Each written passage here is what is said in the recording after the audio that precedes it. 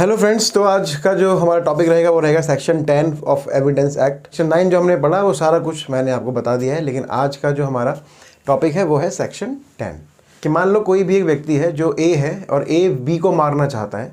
अब बी को मारने के लिए उसने सी को, डी को, ई को, एफ को, जी को और बहुत सारे लोगों को ये बताया और उनको अपनी तरफ मिला लिया कि हम बी को मर्डर करेंगे, जो कि एक कॉमन इंटेंशन के साथ काम करते हैं।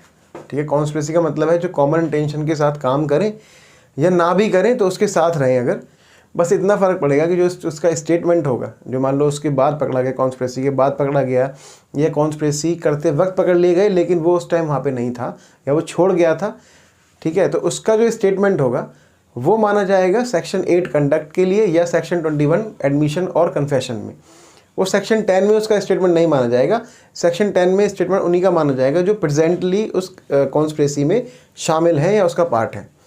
ठीक है, तो मैं फिर भी इसका एक बार आपको सेक्शन पढ़ देता हूँ। Where there is reasonable ground to believe that 2 or more persons have conspired together to commit an offence or an actionable wrong, anything said, done or written by any one of such persons in reference to their common intention after the time when such intention was first entertained by any one of them, मतलब individual, is a relevant fact as against each of the persons believed to be the so conspiring, as well for the purpose of proving the existence of the conspiracy as for the purpose of showing that any such person was a party to it।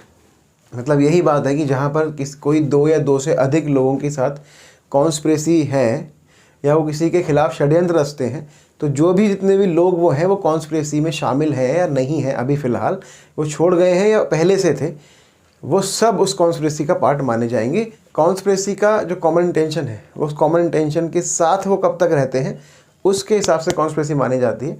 मान लीजिए कोई conspiracy करते करते left हो जाता है, मतलब उसको छोड़ देता है कि नहीं मुझे नहीं करना है ना। मान लो एक एग्जांपल मैंने आपको बताया था कि कोई ए है जो बी को मारना चाहता है और कोई ई है जो मना कर देता है कि नहीं मुझे नहीं करना, लेकिन वो कुछ दिन उसके साथ कॉन्स्पिरेसी में था, लेकिन उसको गिरफ्तार किया जाता है या उसको पकड़ लिया जाता है, ई भी पार्ट माना जाएगा कॉन्स्पिरेसी का।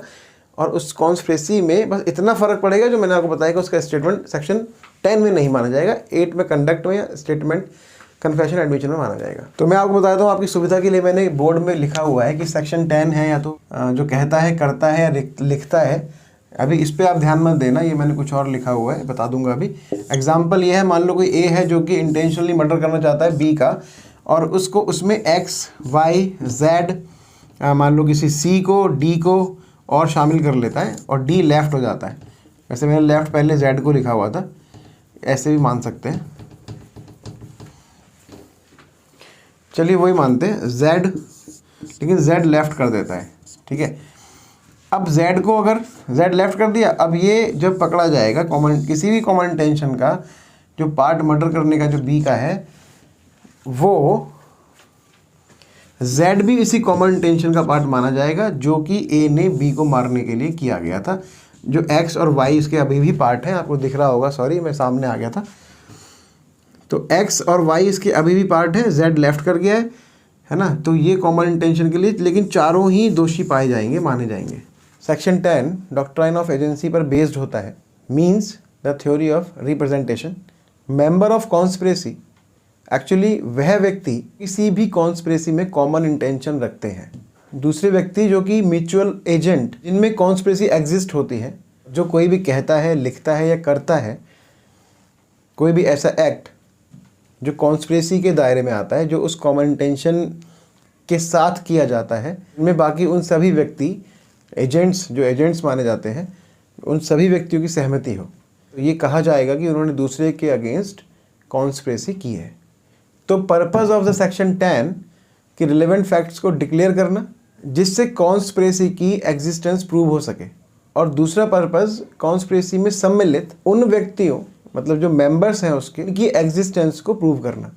अब जहाँ कोर्ट ये बिलीव करने लगे, कोर्ट को जहाँ ये बिलीव हो जाए या बिलीव करने का कोई ऐसा फैक्ट मिले, उसे कहते हैं प्राइमा फेसाई एविडेंस। तो अब यहाँ रिक्वायरमेंट ये है कि वह व्यक्ति जिसने कुछ किया, कहा या लिखा उस कॉमन इंटेंशन के साथ, तो ये एक्ट या एटसेट्रा जो भी किया, कहा या लिखा वो ना सिर्फ उसके अगेंस्ट यूज़ हो सकता है जिसने ऐसा किया, या फिर जो उसके साथ इस कॉन्स्पिरेसी में था, बल्कि उनके अगेंस्ट भी यूज़ हो सकता है जो मेंबर अब तक इस कॉमन इंटेंशन में ज्वाइन नहीं हुए या जो इस कॉमन इंटेंशन को छोड़ के चले गए। तो जैसे भी सेक्शन 10 में कोई भी स्टेटमेंट किसी व्यक्ति की ओर से आती है जो कि कॉमन इंटेंशन का मेंबर है, कोई भी व्यक्ति द्वारा अगर स्टेटमेंट किया जाता है जिसने कॉमन इंटेंशन को ज्वाइन ही नहीं किया या छोड़ के चला गया, तो ये स्टेटमेंट रिलेवेंट फैक्ट की तरह यूज़ नहीं होगा सेक्शन 10 में। जबकि किन्हीं दूसरे सेक्शंस में फॉर इंस्टेंस सेक्शन 8 कंडक्ट के लिए या सेक्शन 21 एडमिशन या कन्फेशन के लिए यूज़ हो सकता है। तो इस केस में सुप्रीम कोर्ट ने अफजल और शौकत का जो स्टेटमेंट था वो रिफ्यूज़ कर दिया था, जो कि अब्दुल जिलानी के अगेंस्ट था। सेक्शन 10 में वो यूज़ नहीं किया गया क्योंकि ये स्टेटमेंट कॉन्स्पिरेसी के बाद किया गया था। तो इसके बाद जो भी सेक्शन बचे हैं, अभी ज़्यादा टॉपिक नहीं बचे हैं एविडेंस के, अब 7 या 8 टॉपिक बचे हैं। Alibi, admission, confession, dying declaration, burden of proof, estoppel और लास्ट में सेक्शन 165 बता के एविडेंस को ख़त्म कर देंगे। कैसा लगा आज का टॉपिक आप बताइएगा ज़रूर अपने कमेंट के द्वारा, और प्लीज़ हमारे चैनल को सब्सक्राइब कीजिए, लाइक कीजिए और शेयर भी कीजिए, जिससे कि उन स्टूडेंट्स को ये सब बातें पता लगे आएगा। और इसी आशा के साथ मिलते हैं दूसरे वीडियो में। तब तक के लिए नमस्कार। Thank you so much. God bless you.